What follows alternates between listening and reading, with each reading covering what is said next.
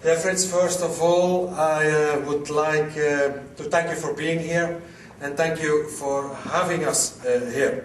I'm very pleased that this meeting, this conference takes place at the Crystal Marriott Hotel, located in Alexandria, and they told me, and I'm convinced it's the truth, it's on the good side of the Potomac River, in the great southern state of Virginia. Dear friends, 5 years ago, it was in 2002, Pat Buchanan wrote his best-selling novel, The Death of the West. The book was a warning for America, telling Americans that demographic decline and rising immigration would lead to the end of Western civilization. Europe served a mere scenario, the model that America has to avoid if it wants to avert disaster. Buchanan was a visionary. Since then, numerous books have been written about the problem that Europe is facing with its massive inflow of aliens. Books such as Tony Blankly's The West's Last Chance, Claire Berlinski's Menace in Europe, Bruce Bower's While the West Slept, and Mark Stein's America Alone. They all describe how Europe is gradually turning into Arabia. Frank Vanhecke, my president, and I come from Europe. Every day we see that Arabia is not a myth. It's becoming a reality before our very eyes. Everywhere in Europe, birth rates have sunk below replacement levels. At the same time, thousands of third world people, most of them Muslims, have immigrated to Europe. Europe is about to be taken over without a fight by aliens who are hostile to Western civilization. Falling birth rates are causing Europe's population to decline rapidly.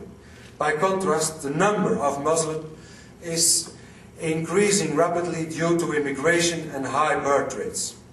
Whereas the immigrant population is very young, the European population is aging. Our children are about to become a minority in the land of their ancestors. We are becoming foreigners in our own land. Mark Stein's America Alone, which repeats Buchanan's thesis about demography and immigration, may give the impression that Stein considers what is happening in Europe almost as a great joke. Arabia, however, is not a myth, and neither is it a joke.